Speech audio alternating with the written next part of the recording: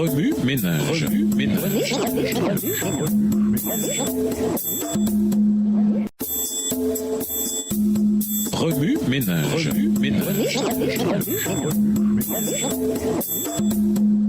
Bienvenue dans votre émission. Oui, Ménage. Nous voilà à la leçon de lundi, une ligne de démarcation.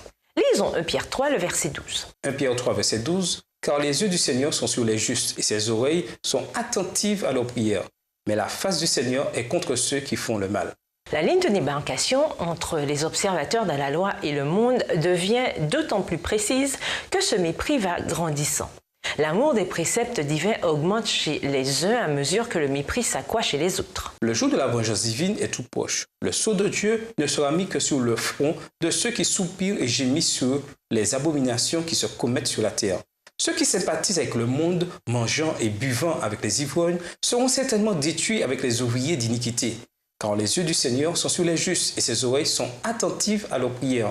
Mais la face du Seigneur est contre ceux qui font le mal. 1 Pierre 3, verset 12. Je demandais à l'ange qui m'accompagnait ce que signifiait ce que j'avais entendu et ce qu'allaient faire les 4 anges. Il me répondit que c'était Dieu qui retenait les puissances et qu'il avait donné à ses anges le pouvoir sur les choses de la terre, que les autres anges avaient reçu de Dieu le pouvoir de retenir les 4 vents, mais qu'ils étaient sur le point de les lâcher. Et alors que leur main était prête à le faire et que les 4 vents allaient souffler sur la terre, l'œil miséricordieux de Jésus se posa sur le reste qui n'était pas encore scellé. Et il leva ses mains vers le Père pour plaider en leur faveur en disant qu'il avait répandu son sang pour eux.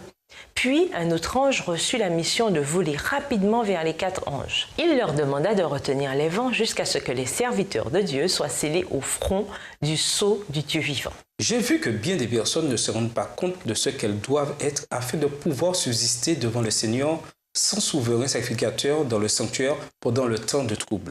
Ceux qui reçoivent le sceau du Dieu vivant et qui seront protégés pendant ce temps de détresse doivent refléter pleinement l'image de Jésus. C'est maintenant le temps de se préparer. Jamais le sceau de Dieu ne sera placé sur un front impur.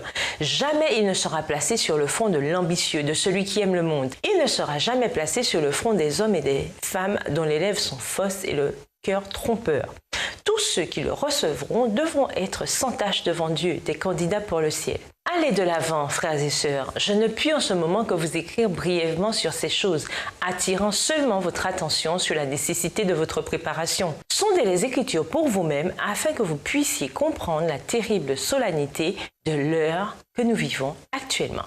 Au revoir. Et à demain si Dieu. Remue ménage. Remue ménage.